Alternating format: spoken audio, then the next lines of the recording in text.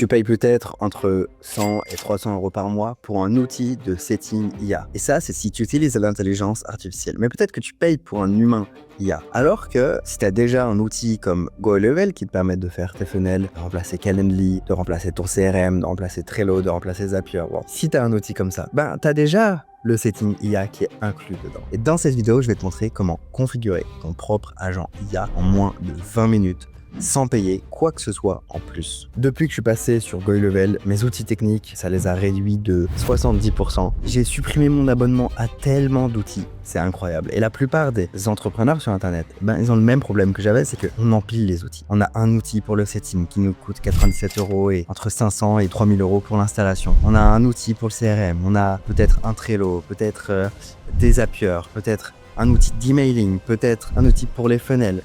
On a peut-être un Calendly ou un iClosed et on empile les outils comme ça qui coûtent de plus en plus cher avec un abonnement et on se retrouve à devoir payer 300, 400, 500, 600, 1000 € par mois de SaaS qui nous permettent de faire tourner notre business. On a des données qui sont éparpillées. On paye du coup d'autres outils pour essayer de faire communiquer les différents outils entre eux. On a des systèmes qui ne se parlent pas. Et je vais te montrer comment sortir de ça en mettant en place, si tu utilises déjà GoLevel, bien le setting IA compris dans ton abonnement, sans coût extravagant supplémentaire en l'espace de 20 minutes. La première brique du système, c'est de créer ton agent conversationnel. Donc c'est celui qui va répondre aux messages entrants, qui va qualifier les prospects. Et on va pouvoir définir ensemble exactement comment l'agent doit se comporter, quel ton il utilise, quel type de prospect il doit cibler, quelles questions, etc., etc. Donc ça, pour ça, eh bien, tu vas ici dans Conversation AI ici, et là, tu vas pouvoir directement voir ici ta liste des agents. Donc, tu vas pouvoir créer un bot, créer un agent. Tu vas mettre ici bot basé sur une invite. On va le créer ensemble. Derrière, on veut que le bot il puisse générer des rendez-vous pour nous. Donc, on met continuer. Je vais l'appeler nouvel employé test. OK. Ensuite, ici, je vais le mettre en indicatif pour pouvoir l'entraîner. Donc, en indicatif, ça signifie que il va, dans la fenêtre de chat, suggérer une réponse que je vais pouvoir valider ou non avant de l'envoyer pour pas qu'il réponde n'importe quoi, le temps qu'il s'entraîne. Donc, on peut vraiment l'utiliser surtout sur Instagram, sur WhatsApp. Moi, je vais faire du setting sur WhatsApp, mais j'en ai d'autres. J'en ai d'autres ailleurs. Derrière, je vais appeler, par exemple, Zarius de Wheeler. Ensuite, le temps d'attente avant de répondre, j'ai pas envie que ça fasse trop IA, donc je vais quand même mettre 2 minutes. Nombre maximum de messages qu'il va pouvoir envoyer 15. Ça, on a le temps d'avoir une bonne conversation sans avoir des gens qui vont me spammer et me faire payer 75 ou 100 messages pour rien. Ensuite, autorise également ce bot à répondre à des images ou à des messages vocaux. Oui, là, en fait, on a un espace conversation ici. On va pouvoir du coup répondre et le bot, si quelqu'un nous envoie un message vocal, va pouvoir transcrire le message vocal et du coup y répondre. Mettre le bot en mode veille, oui, on va vouloir, quand tu réponds manuellement, on veut mettre le bot en mode veille pendant peut-être 6 heures par exemple. C'est-à-dire que si toi tu as envie de reprendre une conversation manuelle, comme ça lui il se tait et c'est toi qui a la main et vous commencez pas à vous marcher sur les pieds. Donc ici, je sauvegarde ici et on va passer directement à l'onglet entraînement du bot. Donc, je vais dans entraînement du bot et donc là, ce que je peux faire, c'est que je peux aller créer une nouvelle base de connaissances. Donc, je vais créer une base de connaissances. Je ne vais pas le faire ici, je l'ai déjà créé. Mais tu marques un nom, tu marques une description et derrière, tu lui donnes toutes tes ressources que tu veux pour ta base de connaissances et ensuite, tu la sélectionnes ici. Okay. Donc là, on va dire que moi, je lui donne ma base de connaissances avec. Il a pris les informations sur mon site. Je vais donner du texte. Je vais donner des téléchargements sur mes offres, sur le pitch du closer, etc. Derrière, on va sauvegarder et on va mettre, du coup, on va passer aux objectifs du bot. Donc ici, on n'a pas vraiment le choix, il me semble. Il recommande de base OpenAI 4.1. Donc c'est une IA qui coûte pas trop cher, qui est pas ultra intelligente non plus, mais en même temps, pour faire des conversations basiques, il n'y a pas besoin d'une IA qui coûte cher. Donc là, elle est rapide. Donc ici, je te recommande de demander à ChatGPT ou à Claude de créer une personnalité pour ton bot par rapport à la personnalité que toi, tu veux. Okay. Ici, tu peux lui donner, par exemple, donc, le lien de prise de rendez-vous. Et ici, par exemple, donc, tu peux lui donner le lien de prise de rendez-vous. Donc, si tu l'ajoutes dans tes custom values, dans tes paramètres de GoHighLevel, bim, custom value, lien de prise de rendez-vous. Ensuite, tu lui donnes l'objectif. Donc, le but, c'est qu'il book un appointment. Ce qui est trop bien, c'est que, par exemple, pour les business où on s'en fout d'engager la personne à prendre le rendez-vous elle-même, typiquement, je vais chez le coiffeur, tu peux lui faire prendre le rendez-vous directement. Genre, ok, c'est quoi tes horaires? Bah, je suis dispo demain à 14h.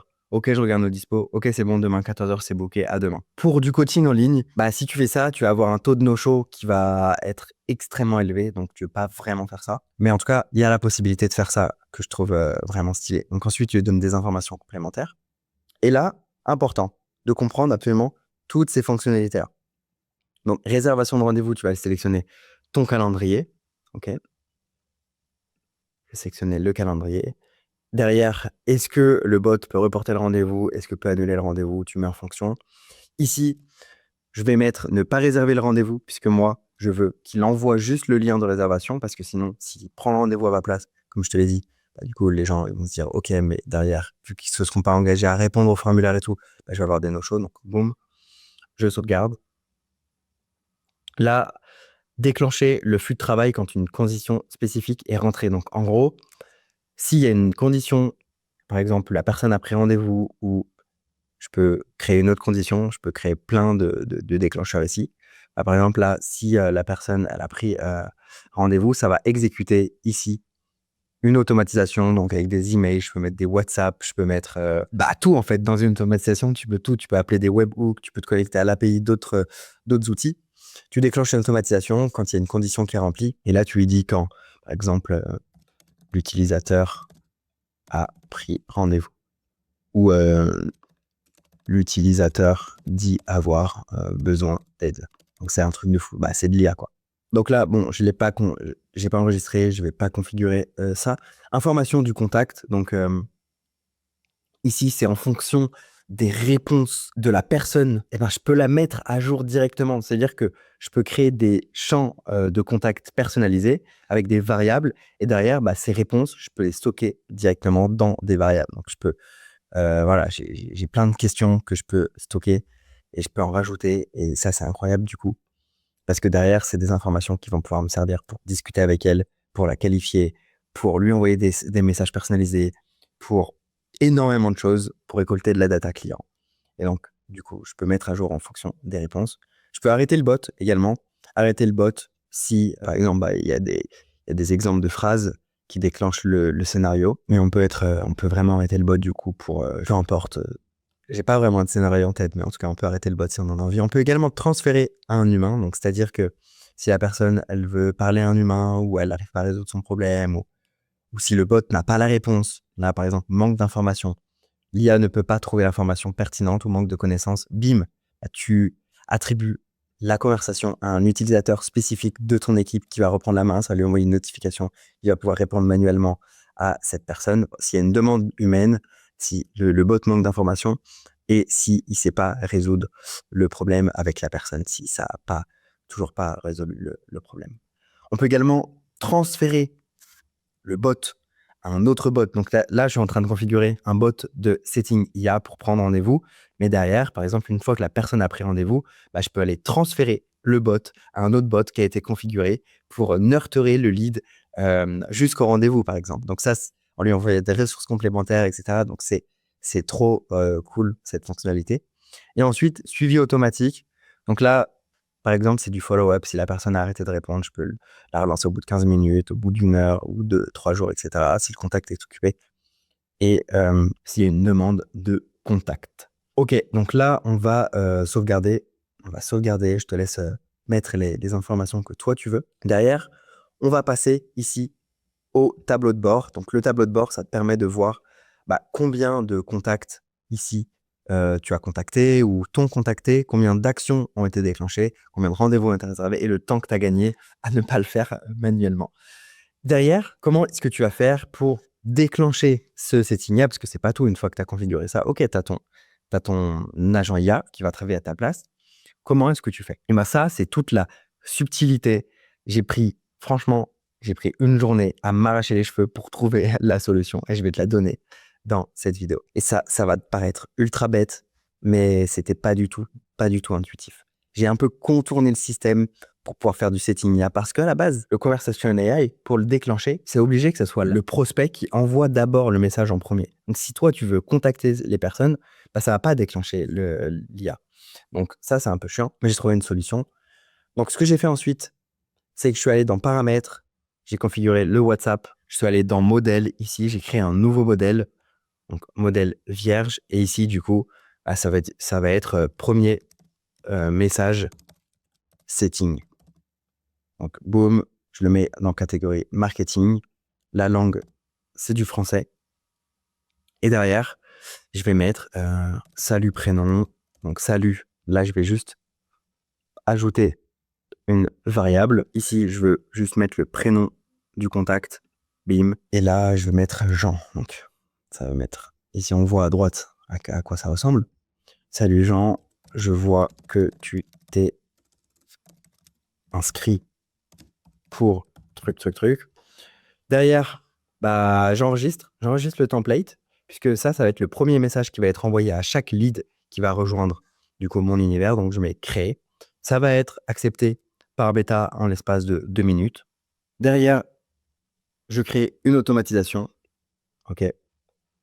Ici, je vais dire que le nouveau déclencheur, bah, c'est que quand j'ai par exemple un formulaire.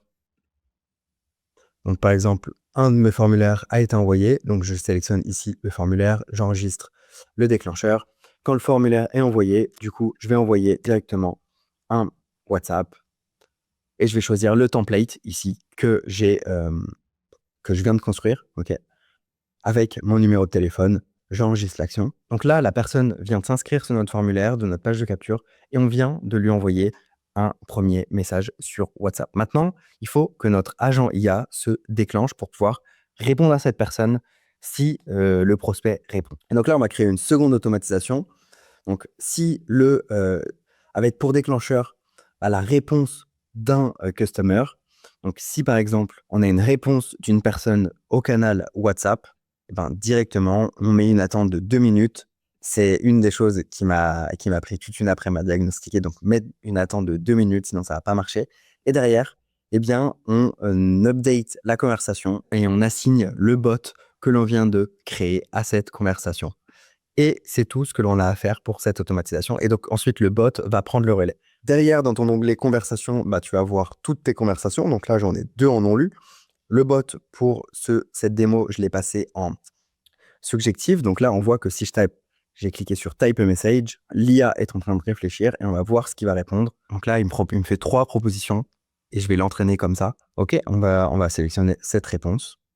Bon, les 3, elles sont bien en réalité. Et du coup, je vais l'envoyer. C'est l'IA qui l'a généré. Et ça, c'est l'étape avant que je le mette en autopilote. Il aurait pu répondre ça lui-même automatiquement, mais du coup, je veux quand même vérifier chaque réponse qu'il donne avant de le mettre en vraiment autopilote. Donc là, on va le faire pour un deuxième. On va sélectionner celui-ci. Et on va l'envoyer. Ce que j'adore également, une fonctionnalité que je veux te partager, c'est que quand c'est l'IA qui répond automatiquement, on va prendre. Donc là, par exemple, c'est ma conversation avec moi. Et donc là, l'IA, bah, je peux lui dire, OK, là, tu as répondu automatiquement parce que je t'ai mis en automatique. Mais du coup, cette réponse, je l'aime ou je l'aime pas. Par exemple, ici, il m'a envoyé un premier message. Derrière, vu que je l'ai configuré pour follow-up, bim, il m'a envoyé un deuxième message. Et là, on voit, ici, on peut voir les réponses. Genre follow-up. Follow-up a été schedule. Puisque là, du coup, on est outside des business hours que j'ai définis dans les paramètres, eh bien, le follow-up message, le prochain, se fera à 8h du matin, le lendemain, tu vois? Mais là, du coup, bon, j'ai répondu, donc il n'y a pas eu l'autre follow-up message, le troisième que j'avais configuré. Évidemment, une fois que tu as configuré ton bot, bah, tu peux l'entraîner ici, hein. Donc là, bim, je vais l'entraîner. Et du coup, en fonction de ses réponses, et du coup, je vais pouvoir voir genre pourquoi il a répondu ça, pouvoir dire OK, ça j'aime moins et lui faire apprendre. OK, j'espère que cette démo de fonctionnalité et ce tuto t'auras plus et te permettra d'économiser dans des outils et de faire mieux en fait. Et de tout centraliser, d'avoir un business qui soit à la fois épuré, lean, fluide, facile à piloter, où tu as tout au même endroit. Si tu as aimé, mets un like à cette vidéo. Si tu as des questions, n'hésite pas à les mettre en commentaire. Si tu n'es pas abonné, abonne-toi. Et si tu veux en savoir plus sur comment est-ce que tu peux devenir marketeur, mettre ça en place sur tes clients, ou si tu veux recruter un de nos marketeurs qui savent faire ce genre de trucs facilement, il y a des liens dans la description que tu retrouveras. C'était Xarius, on se retrouve dans une prochaine vidéo. À très bientôt.